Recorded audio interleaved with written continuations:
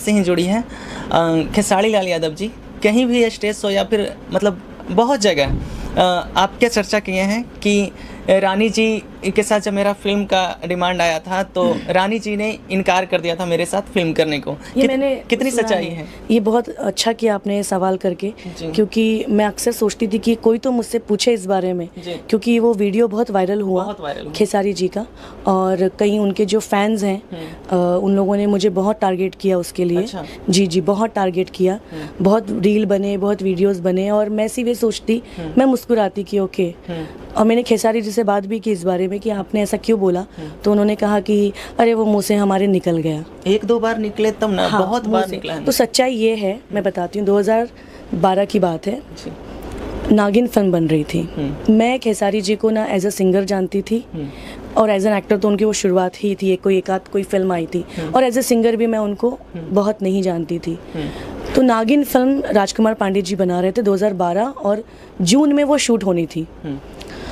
तो तैयारी चल रही थी उसकी, और चूंकि नागिन टाइटल है तो समझ सकते हैं कि मेरा ही रोल होगा उसमें हीरो का रोल बहुत कम था। तो राज जी ने कहा कि राजकुमार सर ने कि किसको हीरो रखा जाए, सोच रहा हूँ कोई नया ही हीरो हो, क्योंकि रोल भी बहुत कम है। मैंने कहा सर आपको जो बेटर लगे आप रखिए। फिर उन्होंने बात की, बंगाल के एक एक्टर हैं जीत, आप लोग अगर बंगाली फिल्में देखते होंगे तो जीत बहुत बड़े स्टार हैं वहाँ के। तो उन्होंने बात की जीत से कि ऐसी सी फिल्म है और 10-12 दिन के ही डेट्स चाहिए। तो जीत का मुझे कॉल आया कि रानी आई एम सो सॉरी, मैं लद्दाख में शूटिंग कर रहा हूँ और मैं नहीं आ पाऊँगा, और हमारी शूटिंग को कुछ 10-11 दिन ही बचे थे। तो मैंने राजकुमार जी से बात की, सर ने कहा कि हाँ पता चला डेटों का प्रॉब्लम है, देखता हूँ मैं किसको कास्ट कर सकता हूँ।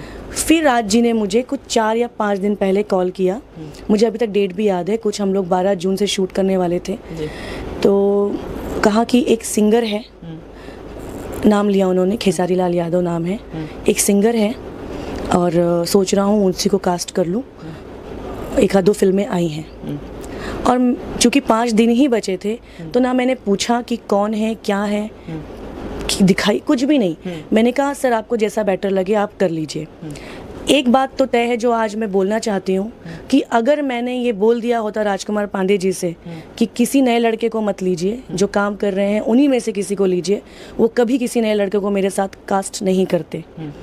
उसके बाद जब मैं शूटिंग पर पहुंची तो खेसारी जी का 2 दिन के बाद से शूट होना था मेरे साथ। खेसारी जी भी सुन रहे होंगे, आज मैं रिवील करती हूँ खेसारी जी, क्योंकि आप भी बहुत बोलते रहते हैं तो मुझे भी बोलना चाहिए। तो मुझे याद है जिस दिन नागिन में एक गाना है, बड़ाई कर लूँ बड़ा बड़ाई कर लूँ, उसी गाने से खेसारी जी और मैं साथ में शूट करने वाले थे, साथ में मोनालिसा भी थी।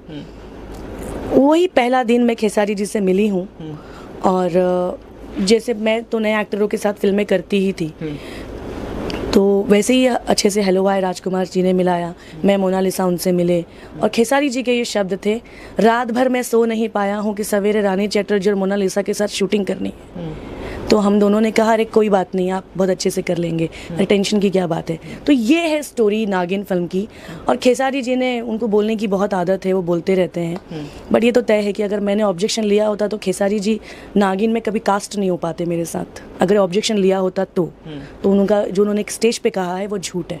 अच्छा, ये